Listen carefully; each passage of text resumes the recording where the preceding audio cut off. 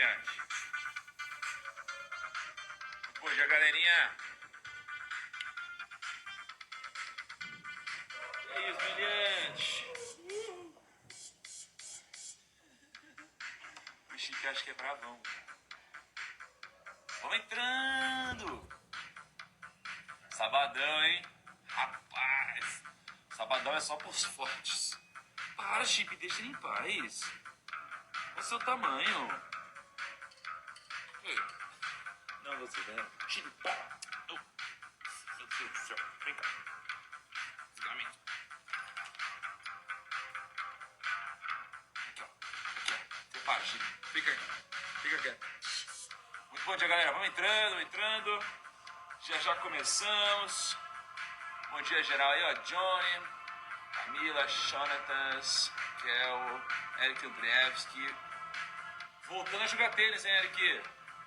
O João, Johnny, Erika Marian, César. É nóis. Pra todo mundo aí, uma galera. Bom dia pra todo mundo.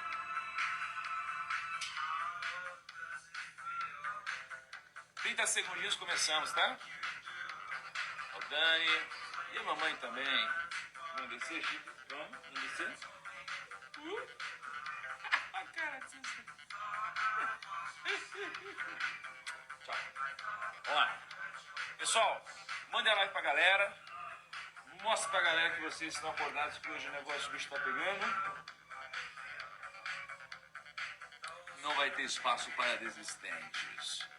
Os preguiçosos não passarão, não é mesmo? Muito bom. Vamos nessa. Ó, oxi, que caralho! Cachorro porco! Que cachorro porco! O chip é desse tamanho e consegue fazer uma quantidade de coisas que, assim, é inimaginável isso. Inimaginável, certo?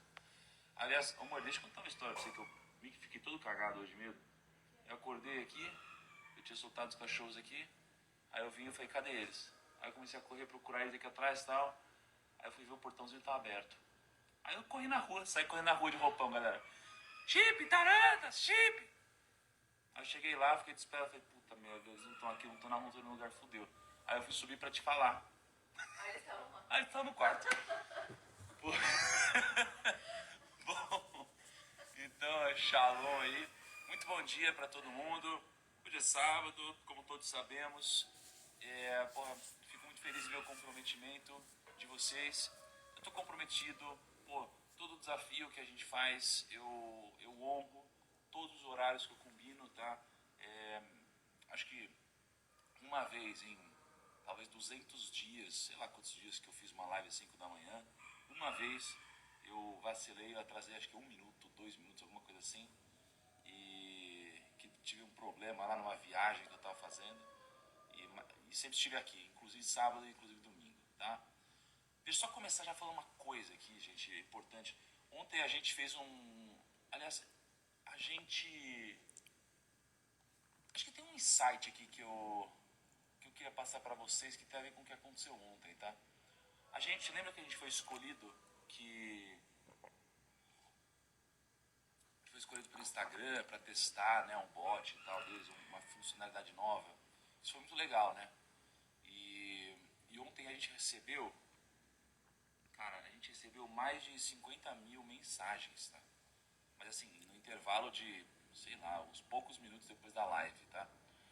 E aí muita gente recebeu material, mas muita gente também não, porque assim, em cima de um número grande assim, se 2.000 pessoas receberam, a gente pra caramba, né? Então assim, o que aconteceu? Quando tinha uma marcação, né? Quando vocês compartilham e marcam o Thiago.Nigro, tem gente que marcou escrevendo @Thiago.Nigro. Para poder receber, você tinha que ter clicado na menção, né? Clicar na menção e aí você adicionava o Thiago.Nigro e essa automação funcionaria. Mas acontece que a gente não sabia, né? A gente é um usuário beta, né? E, enfim, mas foi muito interessante foi muito interessante o que aconteceu. Milhares de pessoas receberam, mas como eu sei que teve esse problema, entre aspas, e, na verdade vocês fizeram o que tinha que fazer, né? Eu vou hoje, assim que terminar a live, vou colocar um link só para vocês arrastarem para cima, não precisa nem colocar nome, e-mail, nada, vocês podem baixar, tá bom? Então fiquem tranquilos. Agora um insight sobre isso tem gente que fala assim, porra, que absurdo, me manda logo o que você prometeu, né? Caralho, porra. E tem gente que foi assim, porra, primo, será que deu algum problema no bot? Pô, fica como feedback que eu fiz isso e não recebi, né? E, cara, a diferença é clara, assim, entre essas duas pessoas. Imagina que você tá num mundo de verdade e não na internet, você tá na minha frente, né? Você vai falar assim, porra, primo, que merda é essa que você não mandou a planilha? Porra, claro que você não vai falar isso, né? Você vai falar assim, pô, primo, ou você poderia falar, pô, primo, que massa, gostei muito dessa funcionalidade e tal, eu fiz, mas eu não recebi, né? E, pô, como que eu faço para receber, né? E, então, no mundo real, essa opção vai te trazer muito mais resultado, tá? Não caia na besteira de querer ser essa pessoa agressiva e negativa que não vai dar certo, tá? Eu vejo o João Pedro na área aí também, muito bom dia, João Pedro, muito bom dia aí, Paulo Real, bom dia a todo mundo, tá? Hoje a gente vai fazer a live um pouquinho diferente dos outros dias, tá? Porque a gente vai falar de investimentos, tá? Nos outros dias a gente falou de mentalidade, falamos pra caramba de mentalidade, tá? E... Deixa eu falar um negócio aqui, ó. A gente falou muito sobre mentalidade nos últimos dias e isso daí agrega pra caramba no mundo dos investimentos, no mundo dos negócios. Hoje eu vou entrar talvez numa aplicação um pouco mais prática das coisas, tá? Em cima de um estudo que eu fiz. Deixa eu ver se tem algum recado. Tá, então é isso. Vamos lá, antes de eu entrar então nessa aplicação prática, vou deixar os comentários um pouquinho aqui, gente. Seguinte, pô, eu invisto há 12 anos, tá? Eu invisto há 12 para 13 anos. Eu sou um apaixonado pelo mundo dos investimentos.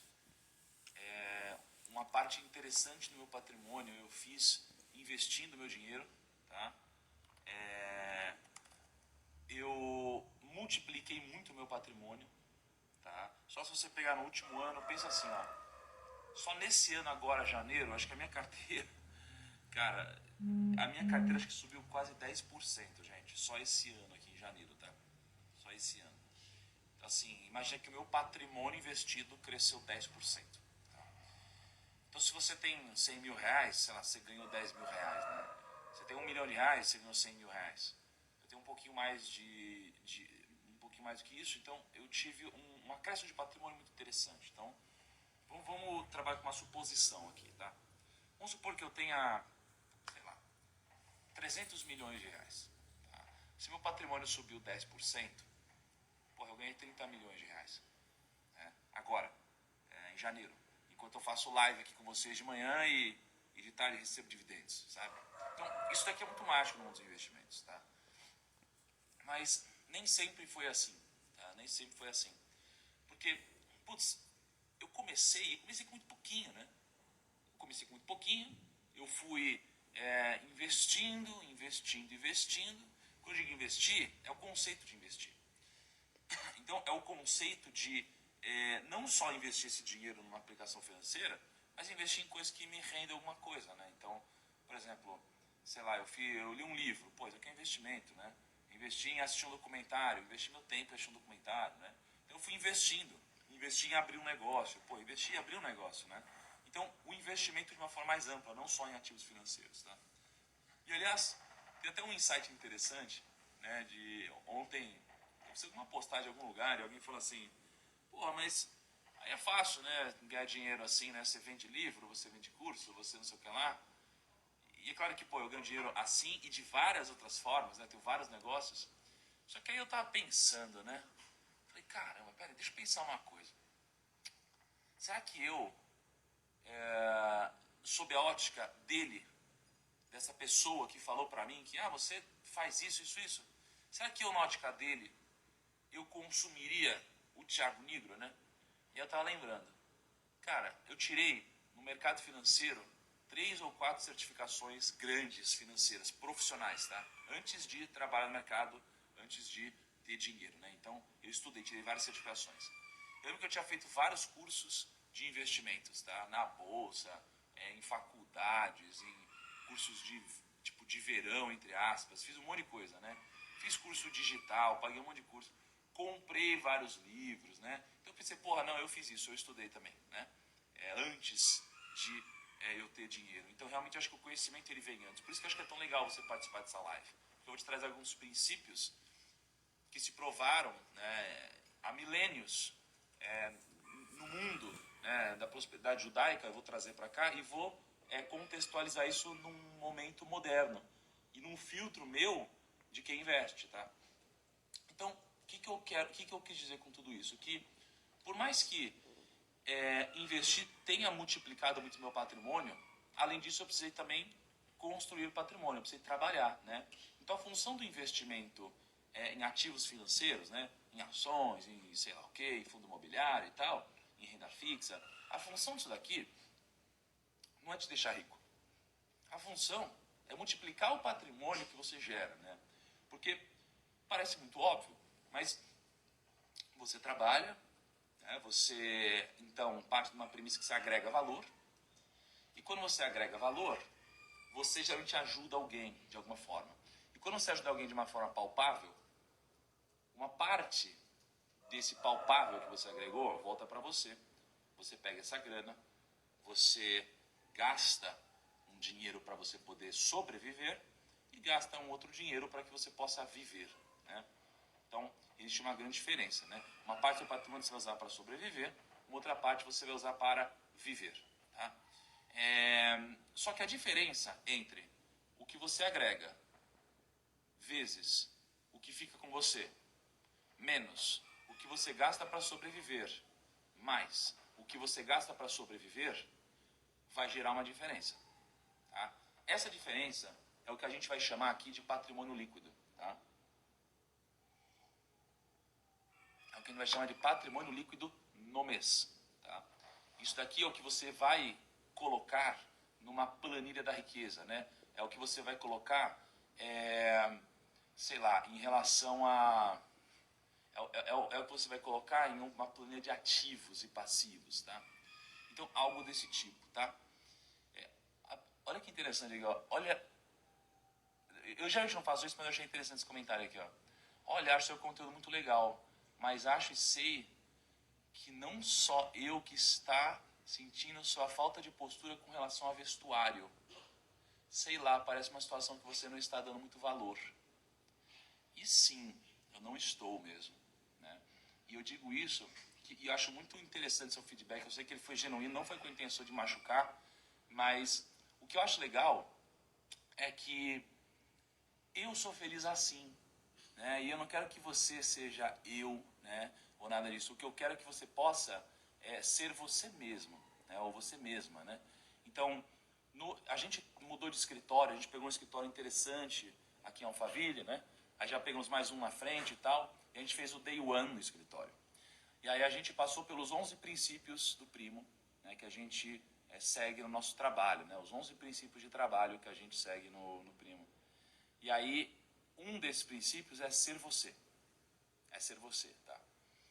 Então, eu nunca esqueço que uma das coisas mais legais que eu tenho no meu dia é eu poder chegar no escritório e ser eu mesmo, né?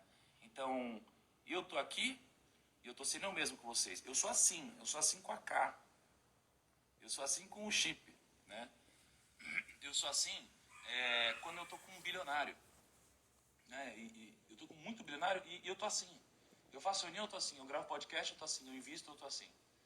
Eu tô numa reunião no escritório, eu tô assim. Eu tô chateado, eu tô assim, né? Então, eu sou essa pessoa. E não tem por que eu ser outra pessoa. Porque eu sou assim. E no final das contas, não tem nada melhor do que isso. Você poder ser quem você quer ser, né? Então, isso é interessante. Assim, muitas vezes, assim, a gente precisa fazer coisas com uma finalidade de poder ser quem a gente quer ser, né? Ou de ter o que a gente quer ter, né? Então, isso aqui é muito interessante. E como o meu trabalho é um trabalho mental, né, de conteúdo, de educação, de sabedoria, de conhecimento, né? Eu acho que o maior exercício é aqui, né? Claro que se talvez o meu mercado fosse outro, se fosse um mercado de moda, puta, seria um pouco diferente, mas não é, né? E eu nem tenho a pretensão que seja, tá?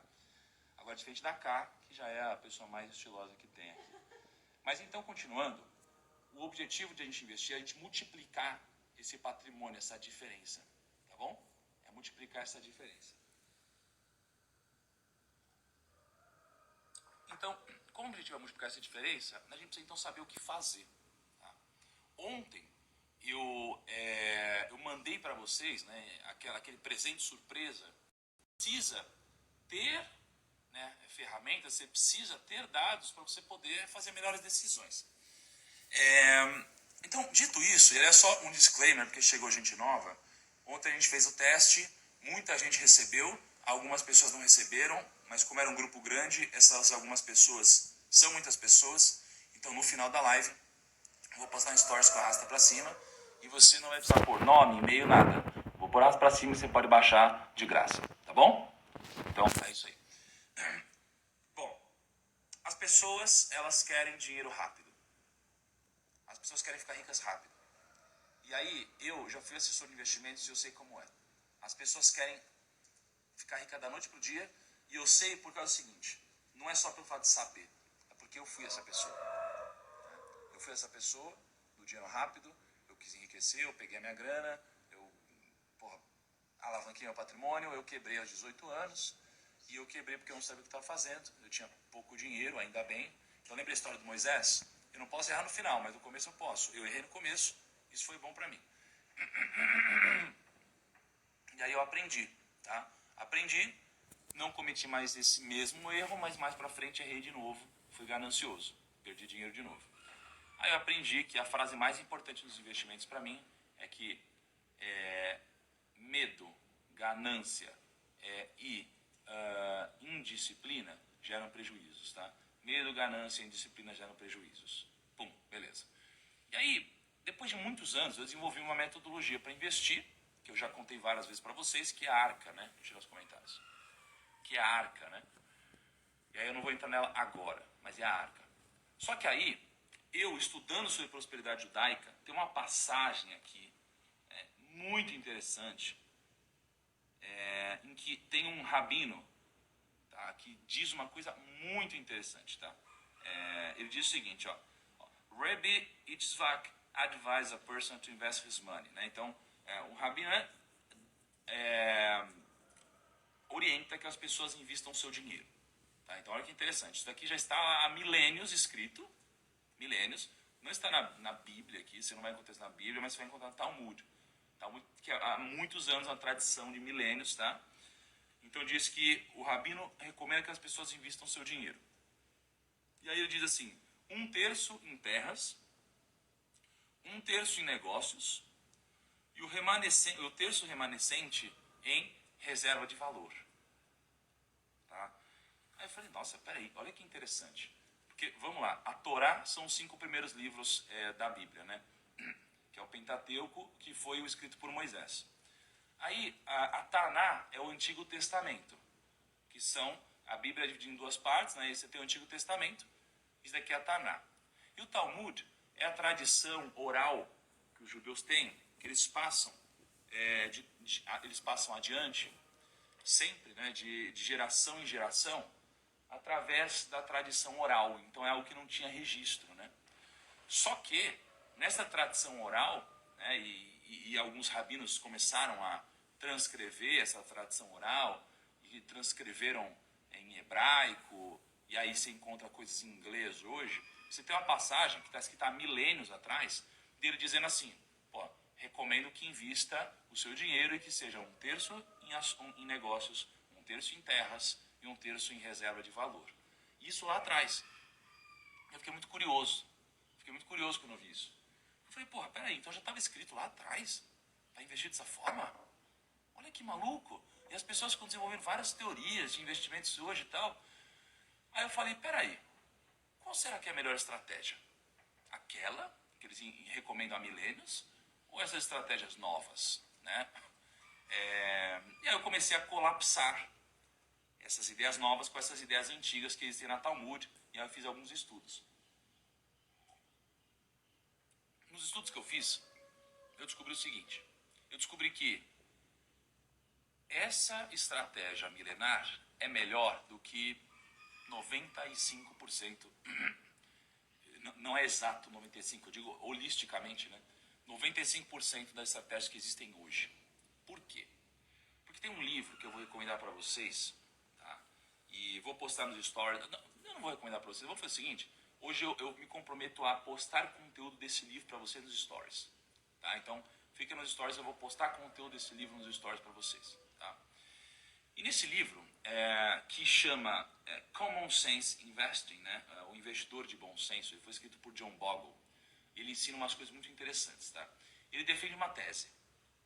Então, presta atenção aqui, gente. Eu sei que hoje é sábado, tá? Mas presta atenção, porque isso daqui vai provavelmente resolver um monte de problema para vocês na vida daqui para frente, tá? No mundo dos investimentos. Quem já investe mais tempo vai se reconhecer nessa fala. Quem não investe já vai te ajudar a não realizar as cagadas que eu cometi, por exemplo. John Bogle, ele foi um cara muito relevante no mercado financeiro. Tá? Então, se você ler o livro dele, durante o livro, você tem várias citações de grandes investidores. Então, você tem lá o Peter Lynch, você tem o Warren Buffett, falando dele, né? Aí você tem o Michael Bloomberg, você tem um monte de gente incrível, você tem quem? O Charlie Munger, você tem, sei lá, você tem muita gente falando assim. O John Bogle defende uma tese que, cara, que é incrível e que deveria ser mais valorizada pelo mercado. Qual é a tese que o John Bogle defende? O John Bogle, que já não é vivo mais, né? Então ele já faleceu, mas é um livro que é muito interessante. Ele defende que as pessoas não devem procurar investimentos ativos. Calma que tem contrapontos em tudo isso e algumas provocações. John Bogle defende que você não deve fazer investimentos ativos. O que é investimento ativo? É assim, ó. Ai meu Deus, tem a Bolsa de Valores, tem o Ibovespa, então eu vou ficar tentando escolher a melhor ação, né? Eu vou ficar tentando escolher o melhor fundo de investimentos, né? Ele fala assim, não faça isso. Não faça isso. Aí você fala, ué, Thiago, como assim? Mas você fala que não precisa aprender. Ele fala que não, e os investidores reconhecem que a tese dele é boa, então como assim? No final das contas, o que você está assistindo aqui quer é investir bem o seu patrimônio, né? Então, ouve isso daqui, ó. Porque, perceba, que ao longo desse desafio inteiro, de vários desafios, eu trago muitas coisas que são muito diferentes. Então, prosperidade judaica, Salomão, sementes, dinheiro e tal. E tudo coisas diferentes, por quê? Porque isso daqui ajuda a gente a formar um senso crítico. Por isso que agrega tanto você participar dessas coisas diferentes, né? E aí o John Bogle diz assim, não vai atrás de investimentos ativos porque você não vai ganhar. Não vai ganhar? Você não vai ganhar, é o que ele diz. Quando ele diz que você não vai ganhar, é uma força de expressão, porque imagina o seguinte, o mercado financeiro, se ele subiu 10%, tá? Se ele subiu 10%, né? Então, pegar Ibovespa 2020. Ó, o mercado, o mercado em 2020, ele teve um rendimento, tá? Vamos supor, de... Escreve para mim aqui, gente, quanto que foi exatamente o rendimento em 2020? Foi na casa de 4%, né? Vê quem que pode me ajudar aí. Então, em 2020, o mercado rendeu mais ou menos 4%, tá? Se o mercado rendeu 4%, o que significa isso? Significa que a média dos investidores ganhou 4%. A média. Só que não é uma média comum. É uma média ponderada. Por quê? Porque se você tem R$1 bilhão investido no mercado e um único investidor tem 999 milhões de reais e uma outra pessoa tem R$1 milhão, se um ganhou 1%, tá? O outro tem um peso muito maior. O outro tem um peso muito maior.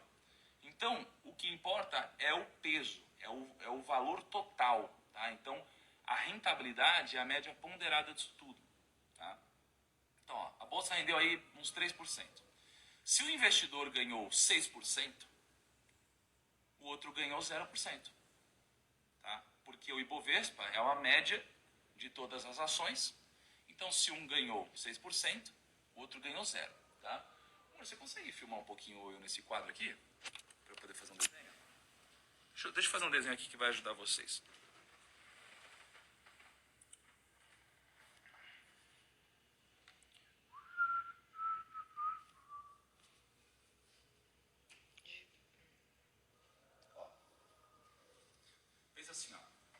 Ibovespa... tá sem áudio. Tenta vir mais pro meu rosto aqui, por favor. Ó, o Ibovespa, que é a nossa bolsa de valores, se ele teve um rendimento de 3%, significa que isso daqui é a média que todos os investidores que estão comprados, né, de uma forma muito simplista, ganharam. E se daqui é a média de quanto eles ganharam, significa que se alguém ganhou muito, se alguém ganhou 6%, alguém ganhou pouco. Então, quando a gente fala que na crise, né, na Bolsa de Valores, a gente teve um gráfico e a Bolsa ela começou aqui, aí ela caiu e ela voltou, e a gente teve uma queda de 50% aqui e depois uma alta de 100%, não é você que perdeu só se você vendeu aqui. Se você vendeu, alguém comprou, porque é sempre uma negociação no mercado, né? Então, eu, por exemplo, comprei muito aqui, mas eu comprei de quem estava vendendo. Então, eu comprei de quem estava, provavelmente, desesperado, de quem estava com muito medo. E as pessoas que estavam com muito medo, provavelmente perderam muito dinheiro, porque devem ter vendido aqui com uma queda de 50%. E eu comprei aqui. Então, no mercado financeiro, o importante é, se a gente tem um gráfico assim, a média é essa linha. Significa que teve gente que ganhou aqui e tem gente que ganhou aqui. Ou que perdeu, né? O mercado é sempre uma média. Então, o que é importante você entender aqui? O importante é você entender que, no final das contas, se alguém ganhar muito, tá? Geralmente, alguém vai ter que ter não ganho muito ou até perdido, né? Para que a gente tenha, para que a gente use o Ibovespa como benchmark, tá? Então, o importante é só você entender o seguinte. A única coisa que você tem que entender dessa fala de agora é que se a bolsa subiu 10%, se alguém ganhou 20%, alguém ganhou zero. É isso que você precisa entender para poder acompanhar o raciocínio que eu vou fazer aqui. E aí o que John Bogle diz é, cara, como que você vai competir com gente que tem mais informação que você? Como você vai competir com gente que já tem conhecimento acumulado de 30 anos? Como que você vai competir com quem tem conhecimento acumulado de 30 anos? Como você vai competir com quem sabe investir? Como você vai competir com quem tem metodologia? Como você vai competir com quem tem mais dinheiro que você? Né? Então, ele diz isso. E faz sentido. E aí, como você vai competir com quem investe com menos custo que você? E o que ele defende é que os custos eles vão atrapalhar muito seus investimentos. Eles vão atrapalhar muito seus investimentos, tá? Então ele recomenda o quê? Que você não vá atrás de ficar fazendo maluquices e que você faça o básico. De você simplesmente escolha classes de ativos e invista. Tá? Então você escolhe ações. Pô, então você vai investir num ETF, por exemplo. Né? ETF é o seguinte, não escolhe uma ação, escolhe todas ao mesmo tempo. Aí depois você escolhe fundo imobiliário. Não escolhe um fundo imobiliário, escolhe um ETF de fundo imobiliário. Né? Aí você investe em todos ao mesmo tempo. E no longo prazo, se você investir pouco custo, você vai ganhar mais. Tá? Isso daqui é a tese dele. E faz sentido para 90%, 95% da população. Tem uns outros 5% que para eles não faz sentido. Para mim não faz sentido. Pô, no ano passado eu ganhei 27% no ano. A bolsa subiu 3%. Né? Porra, então para eu ter ganho 27%, teve alguém que perdeu pra caramba. Teve alguém que tomou um fumo forte, né? Mas não eu. No ano anterior, eu ganhei 100% mais ou menos, né? Pô, se eu ganhei 100%, cara, pô, teve alguém que perdeu muita grana, né? Ou alguém que perdeu muita grana. E no ano anterior eu ganhei 30%. E se eu ganhei isso, eu fui muito acima do mercado, alguém perdeu muita grana. Então, essa média é importante para que você entenda o conceito do que eu estou dizendo. Dito isso, a gente vem para uma estratégia de milênios que está no Talmud, que eles chamam de The Talmud Portfolio, tá? Que seria o portfólio da Talmud. O que recomenda no livro? Cara, isso é muito louco, eu fiquei chocado quando eu descobri. Tem um livro, o Talmud, não, um livro entre aspas, Talmud que recomenda como se invista. O que eles recomendam? Que você pegue seu dinheiro, você divide em 3 partes, então, né? Reserva de valor, negócios e terras. Quando você olha para isso, a grande magia que existe é porque eles conseguiram traduzir em princípios o formato que você deveria investir. E aí eu peguei esses princípios e eu fiz um estudo histórico. Tá? Eu fiz um estudo histórico. Então vamos lá. Nesse estudo histórico, eu fiz duas partes desse estudo. Uma, eu fiz isso no Brasil e outra nos Estados Unidos. Tá? Então, se você tivesse investido, né, com o portfólio da Talmud no Brasil, nos últimos 9 anos, você teria tido um rendimento de mais ou menos 210%, enquanto que a Bolsa ela teria rendido no Brasil 80%. Tá? Então, se você tivesse feito isso, você teria ganho mais do que a Bolsa no Brasil. Cara, isso é muito louco. Isso é muito louco. Aplicando algo que há milênios está escrito. Aí, você olha para os Estados Unidos, aí tem um histórico aqui desde 1972.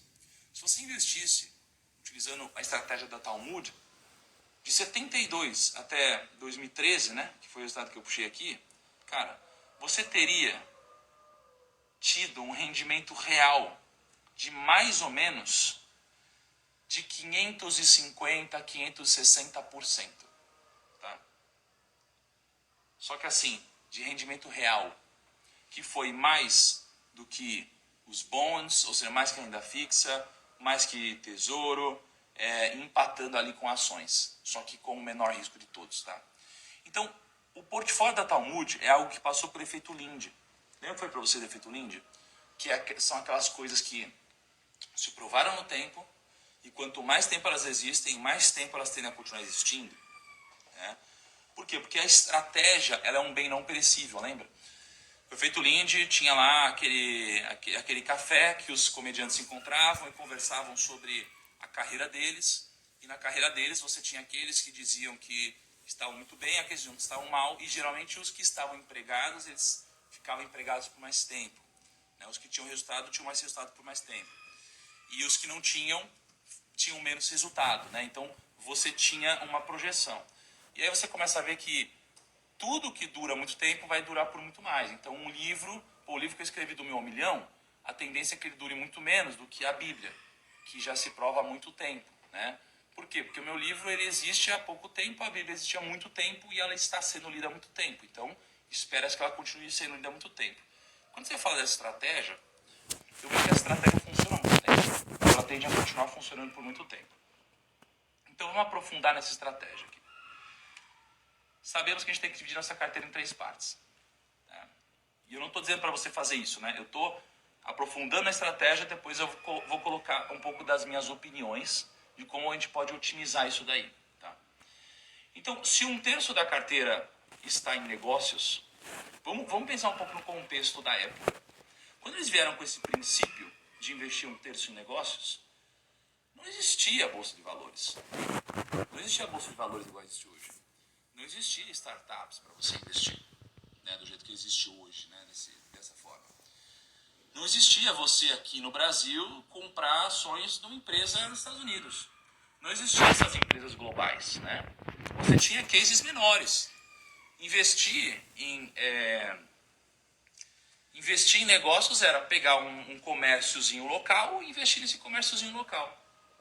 Então você tinha lá, né, você tinha um ferreiro. Pô, você ia lá, você investia no negócio do ferreiro, né? Você investia naquela lojinha do ferreiro lá, que forjava espada, sei lá o quê.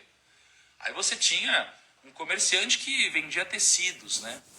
Pô, você ia investir no comerciante que tinha tecidos, ia investir na lojinha de tecidos, ia montar uma loja de tecidos, né? Então você tinha esse tipo de negócio local.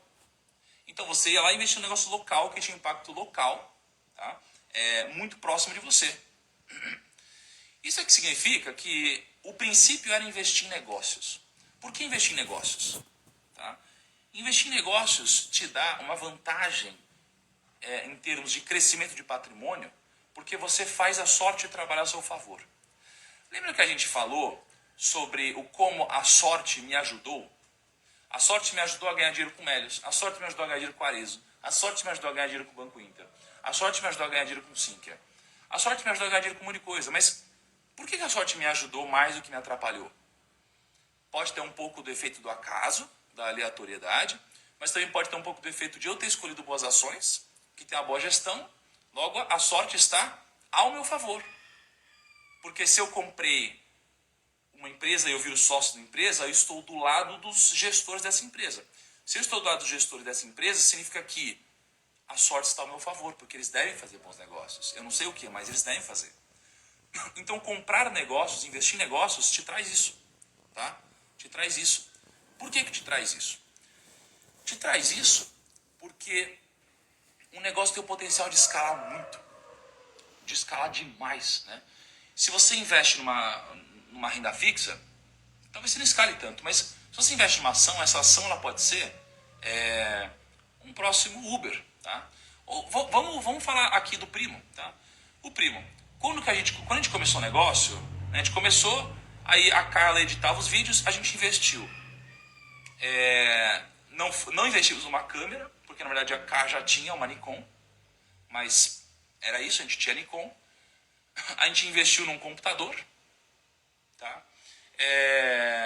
Que também a gente já tinha, na verdade. O que a gente investiu, amor? Luz. A única coisa que a gente investiu foi luz. Luz, é uma luz que fica aqui atrás do meu celular. A gente só investiu nisso. Então assim, eu não devo ter investido R$200. Aí investi R$200 em dinheiro, né? Tem, claro, o meu conhecimento, tudo isso. Mas então eu fui lá e botei R$200 nisso, né? Pra começar esse negócio.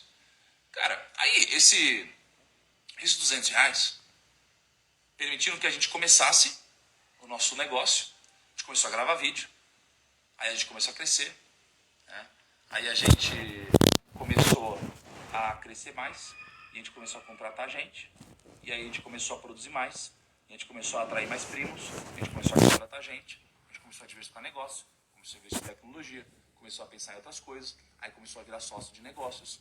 A gente montou um fundo que a gente investe em startups hoje. A gente tem 6 startups. A gente pegou e comprou outras empresas. E a gente trouxe mais gente para o lado. E a gente compartilhou nossa sociedade. E aí hoje o Primo vale mais de R$1 bilhão. Então assim, o que isso aqui significa? Significa que, cara, a gente começou um negócio e olha o potencial de multiplicação dele. Isso daqui pode acontecer com negócios, e só com negócios. Quando eu digo só, talvez tenha um pouco de arrogância, porque o Bitcoin ele também multiplicou muito. Mas em geral, os investimentos tradicionais não te retornam isso. Por isso que existe um princípio muito, muito legal na Talmud, que é esse de investir em negócios. E o que tem por trás? A convexidade, a escala. Se você for pegar a lista da Forbes hoje, de cima para baixo, todos, sem exceção, eles têm negócios. Todos. Do primeiro ao último. Pega o Elon Musk, que virou o homem mais rico do mundo agora. É negócios. Né? É só com negócio que as pessoas ficam assim. Senão, não. Só que você pode montar um negócio ou investir em negócios, e hoje através da Bolsa de Valores. Ou hoje através de startups. Então, o princípio é o mesmo. Mas hoje você muda um pouco, você investe em negócios. Tá? Então, imagina. Pô, sei lá, eu investi $1 bilhão, eu investi em Melius quando o Melius valia $1 bilhão, né? Eu comprei $1 milhão em Melius quando ela valia $1 bilhão. Se Melius valer 100 bilhões um dia, pô, esse 1 milhão vai ter virado 100 bilhões, por exemplo, né? Então isso daqui é muito mais factível de acontecer do que o meu dinheiro na renda fixa, rendendo 2% ao ano, chegar em 100 vezes de multiplicação, tá? Então isso aqui é interessante. O que mudou daquela época para hoje? O que mudou é o veículo. É o leque de possibilidades. Antes o dinheiro era para um negócio local, hoje você pode investir num negócio global. Antes não podia. Tá? Hoje pode. Antes você precisava de um pouco mais de dinheiro para investir. Hoje você pega R$30 e pode investir na Bolsa de Valores. Né? Você pega R$100 e você pode investir na Bolsa de Valores. Você pega R$1.000 e você pode montar um negócio digital. Tá? Então, 1/3 eles investem em negócios e até hoje isso funciona. Outro 1/3, eles investem em terras. O conceito de investir em terras tem um princípio muito importante por trás. Um princípio milenar, para mim, muita sabedoria, que é assim, cara, desde sempre, a gente sempre soube que o investimento em terras é escasso. Por que escasso? Porque para pensar, dá para fazer mais terra? Não dá. Né? Tem um limite de terras, não dá para fazer mais terra. Cara, eu tô olhando aqui para minha casa e essa terra vai continuar sendo essa terra para todo sempre. Nunca mais vai dar para ter uma terra igual a essa, porque essa terra é única, ela é exclusiva e ela é escassa. Não dá. Aí, pô, tem uma terra do lado. Tá, mas já tem uma casa aqui do lado. Né? Então pensa na gente aqui, ó, eu e a K. Tem eu, a K, o Chico e o Tarantas. Pô, a gente vai ter filhos. E aí, esses filhos, eles vão ter que morar em outro lugar em algum momento. E esses filhos que vão morar em algum lugar, eles vão em algum momento ter mais filhos. Só que provavelmente eu ainda vou estar vivo, né, quando eu tiver netos. Isso daqui vai acontecer e significa que cada vez mais pessoas vão nascer, só que a terra, ela é escassa. Por isso que os preços no longo prazo de terras costumam crescer, né? Compre terras porque Deus não fará mais delas, né? Então esse princípio que existe por trás de terra é muito interessante, tá? E é por isso que no longo prazo as terras se valorizam tanto. Nos Estados Unidos, eu fiz um estudo uma vez, o investimento em terras foi um dos que mais se valorizou, tá? Dependendo do período foi o que mais se valorizou, dependendo do período ele ficou em segundo lugar, tá? Em longos períodos, sempre. Então isso é muito interessante. E quando eu digo terras, o que mudou de lá para hoje? Você pode continuar investindo em terras, mas aí eu tenho um viés de pensar em, pô, mas eu preciso agregar valor, né? A terra, ela pode ter um reajuste, né? Servir como uma reserva de valor de alguma forma, mas ela precisa ter, eu preciso fazer algo que gere valor com ela, né? Então, por exemplo, eu pego uma terra, que é uma commodity, sei lá, não, errei no termo, não é uma commodity, mas é que é algo sem um grande diferencial, tirando a localização, né? E eu posso construir algo lá interessante, então eu agreguei valor lá, tá? E hoje, o que mudou é que você pode investir com muito menos dinheiro nisso, né? Então você pode pegar e investir num imóvel, e você não precisa mais de 500 mil reais ou R$ 1 milhão. Você pode investir em imóvel com R$ 100, né? Ontem eu postei nos meus stories, eu não sei. Quem viu isso aqui, gente? Alguém viu? Eu postei nos meus stories, eu recebi dividendos, né? De fundo imobiliário, né? Rendimentos e tudo mais. Eu recebi acho que uns R$ 30 mil ontem, só de rendimentos. Ou seja, eu tenho fundos imobiliários. Esses fundos imobiliários, eles me pagaram rendimentos e entrou na minha conta. Tá? O Almir falou, terra possui diferencial sim. Não, o diferencial da terra é a localização. Tá? Outras coisas, pô, vai ter, ok, qualidade, o que tem embaixo, se está em cima de, sei lá, alguma coisa ruim ou não, igual Orlando, que construíram lá em cima de lama, não sei o que lá, pô, tem algumas coisas, mas em geral é localização. Tá? É o maior fator de decisão e de agregar valor aqui que existe, tá? Fora a topografia e tudo mais, quantos por cento você pode construir no terreno, aonde bate o sol, tudo isso, mas o principal é a localização, tá? Então hoje você pode investir em fundo imobiliário com muito pouco dinheiro, com R$ 30, né?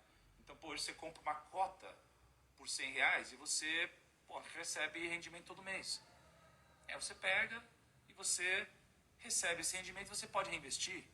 Pô, olha que legal, a Dé Gonçalves aqui falou, recebi R$ 100 ontem. Exatamente, é maneiro isso aqui. Tá? E aí, você tem um outro ponto, que aí é onde os judeus, eu acho que eles acertaram a mão muito bem aqui, tá? Porque os judeus, eles têm uma tradição, assim, eles aprenderam a fazer negócios, tá? Então a fazer trade de negócios, que é comprar negócio e vender negócios. Isso aqui ajudou eles a ganhar muito dinheiro. Isso aqui entra dentro da caixinha de negócios, tá? Eles tiveram problemas com terras, porque eles sempre foram muito expulsos dos lugares deles, né? Então isso daqui, lá atrás, não foi a melhor coisa do mundo. Para eles, né? Porque chegava aqui um farol, alguém roubava deles a terra e pegava para eles, né? Agora, o outro 1/3 é um terço da reserva de valor. E a reserva de valor é muito negligenciada hoje. Por quê? Quem aqui tem mais de 26 anos e quem aqui tem menos de 26 anos? Escreve aí. Tenho mais de 26 anos, tenho menos de 26 anos. Ou só põe mais ou menos. Pra mim. Põe quem tem mais de 26 anos, quem tem menos de 26 anos. Só pra eu saber. Porque, veja só. O nosso real, ele tem, se eu não me engano, uns 26, 27 anos. Tá bom? Então a maioria de vocês vive hoje com uma idade que vocês nem lembram direito, né, de quando mudou isso daqui. Então para vocês o real existe desde sempre, né? Mas o real ele era outra moeda antes. Então a gente pensa no real, vou guardar dinheiro aqui. Cara, é possível que o real não exista mais daqui a um tempo. É possível que não exista mais. Só que você não lembra disso. Porque a história ela vai sendo reescrita, gente. Isso é um dos grandes perigos que existem, né?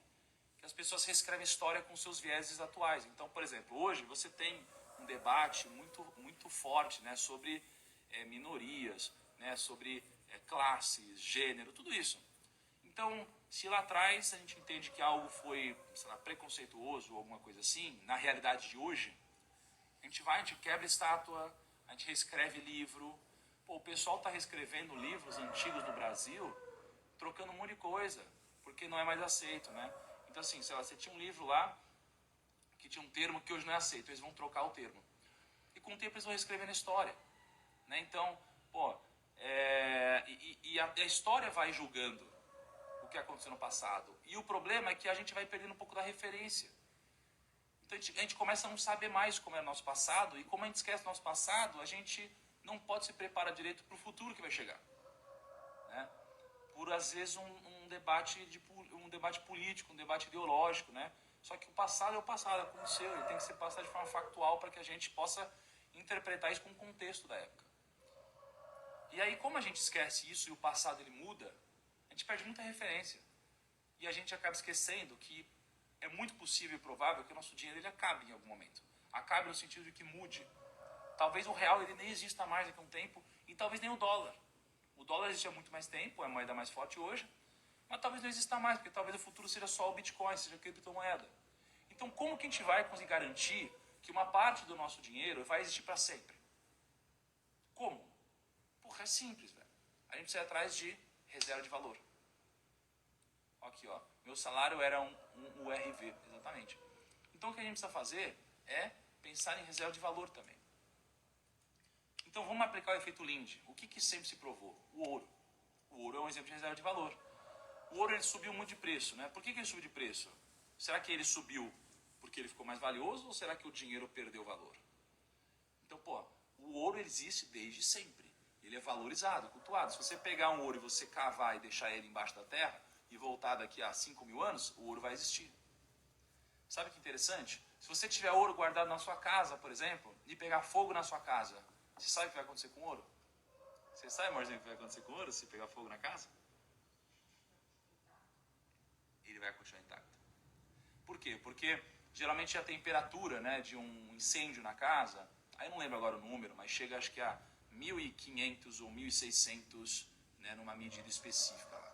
O ouro, ele começa a derreter a 1.900.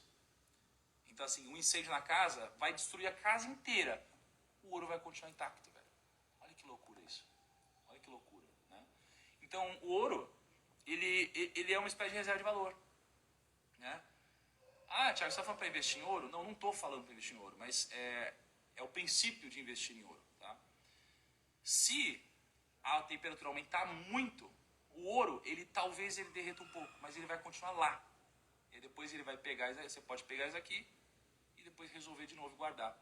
Aí você fala, puta, mas não tem espaço para guardar ouro. Cara, um tabletinho de ouro desse tamanho aqui, ó, 1 ounce, né, que eles chamam, vale mais ou menos, assim, você consegue fazer um negócio desse e valer 1 milhão de dólares. 1 milhão de reais, desculpa, tá, um negócio desse. Então você pega, você consegue guardar um patrimônio gigante que você tem num lugar pequenininho. Por isso que os judeus, eles carregavam muito ouro, por causa disso. Porque, cara, qual é o tamanho do seu patrimônio? Você tem 100 mil reais de patrimônio? Tá, você poderia levar ele com um negócio desse tamanho. Bota no bolso, pum, todo o seu patrimônio está no bolso. Aí você tem 10 milhões de reais. Tá bom, então você pega um negócio desse tamanhozinho aqui, assim, pum, tem 10 milhões de reais. Né? Então você consegue levar com você o patrimônio da sua vida. Né? Agora, claro, e se alguém te roubar? Tipo de problema. Né? Por isso que a ideia não é ficar falando que você tem ouro em casa, né, por exemplo. Eu não tenho, então nem adianta me roubar aqui. Aí o Bitcoin, ele é um exemplo que ele é uma grande aposta, né, que pode ser uma reserva de valor. E de fato, ele tem atuado como uma, né? Ele tem características assim, ele é uma moeda deflacionária, né, ele tem escassez. Só existem lá 21 milhões de bitcoins, não dá para fazer mais, né? E tudo que tem escassez tende a subir de preço, né? Porque o ouro, gente, ele cabe em 4 piscinas olímpicas, você acredita? Todo o ouro do planeta, desde a história do Egito, José do Egito, lá tudo que eu falei, cabe em 4 piscinas olímpicas. Então o ouro, cara, ele é muito muito escasso. Ray Dalio fala sobre isso. Então, o princípio que tem por trás gente, vamos pensar em investimentos ou em dinheiro que atue também como reserva de valor. E hoje a gente tem essa possibilidade de investir globalmente, né? Então imagina, a gente tem 3 partes do nosso patrimônio. Uma parte em negócios, uma parte em terras e uma parte em reserva de valor. Tenha 1/3 em cada um. Isso é o que o Talmud diz. Quando você tem 1/3 em cada um, o que vai acontecer é que isso aqui vai oscilar. Às vezes os negócios vão subir muito, aí às vezes vai representar 50% em negócios, 25% em terras, 25% em reserva de valor. O que você faz? Aí você rebalanceia isso daqui. Você rebalanceia isso daqui para que você tenha um portfólio de novo com 1/3, 1/3, 1/3. E com o passar do tempo, você vai comprando algo que caiu demais e vendendo algo que subiu demais. Você compra algo que caiu demais e vende algo que subiu demais. Tá? Porque como o mercado ele é cíclico, já falamos sobre isso, né? No judaísmo, tudo foi sempre cíclico. Geralmente o ouro ele é cíclico, os negócios são cíclicos. Olha para a bolsa, a gente tem uma crise, depois volta, crise e volta. Olha para terras, tem um momento que o crédito está muito fácil, aí o pessoal começa a comprar, depois o crédito está difícil, o pessoal para de comprar e assim por diante. Então tudo é cíclico. Então se a gente consegue surfar as ondas dentro do portfólio, a gente consegue ter um resultado muito melhor que a média. Então isso daqui é incrível, ter um resultado validado, eu mostrei para vocês números, vai te dar muito, deve te dar dinheiro, porque te dá desde milênios aqui. Eu peguei isso daqui, eu aprimorei um pouco esse método na minha visão, para a nossa realidade, e aí eu construí a Arca. É como eu invisto hoje, é como eu tenho tido esses resultados, tá? E aí eu vou falar um pouquinho mais sobre isso. Qual que é a dificuldade que você tem agora?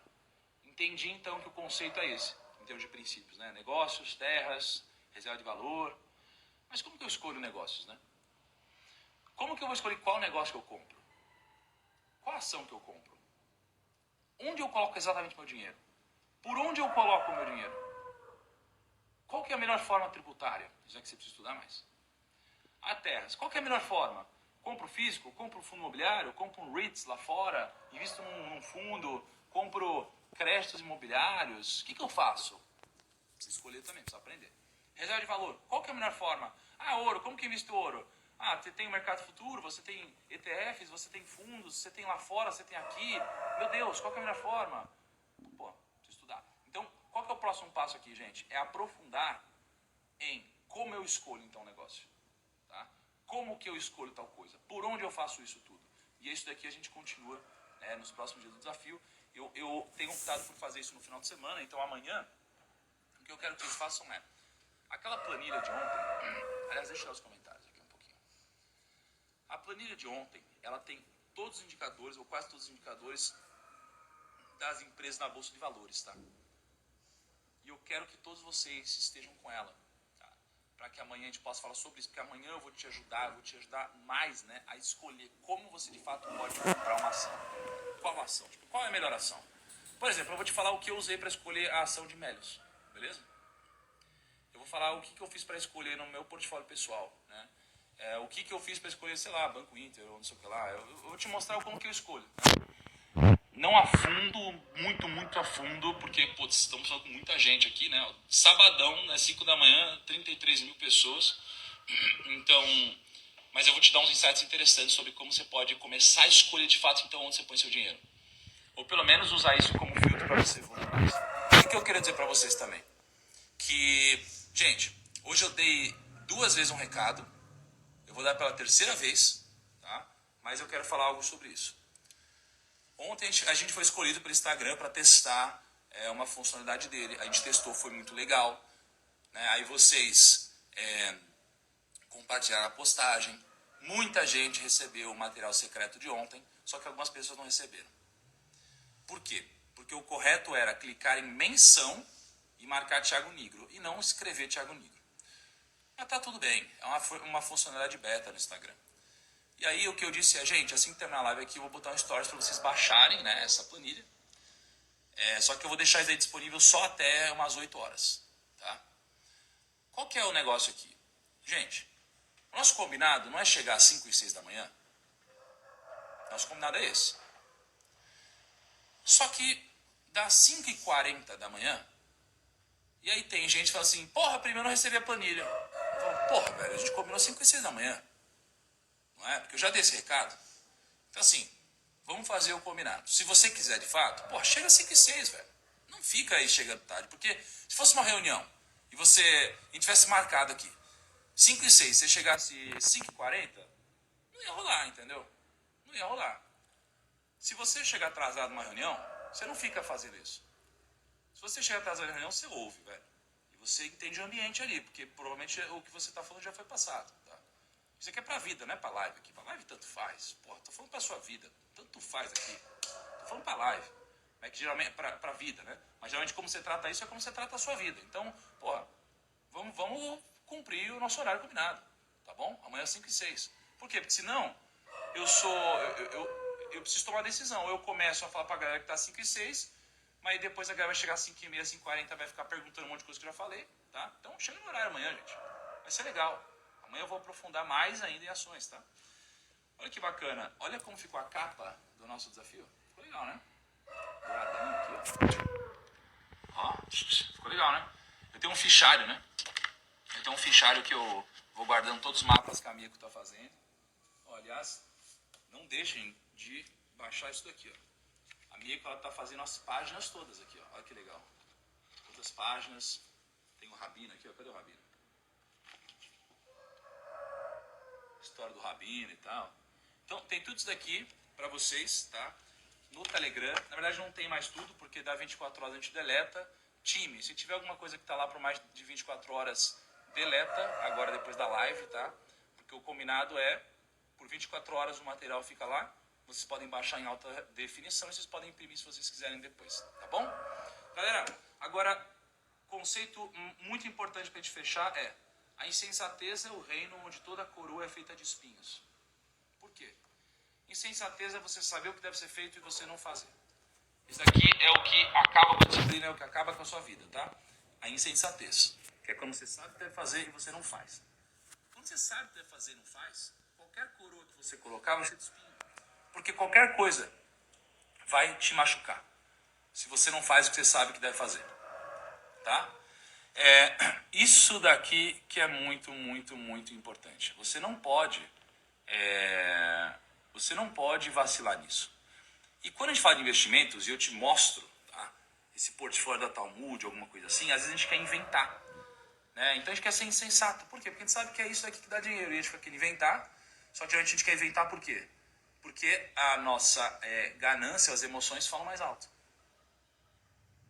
Porque a gente quer acreditar no conto de fadas. E a gente acredita, né?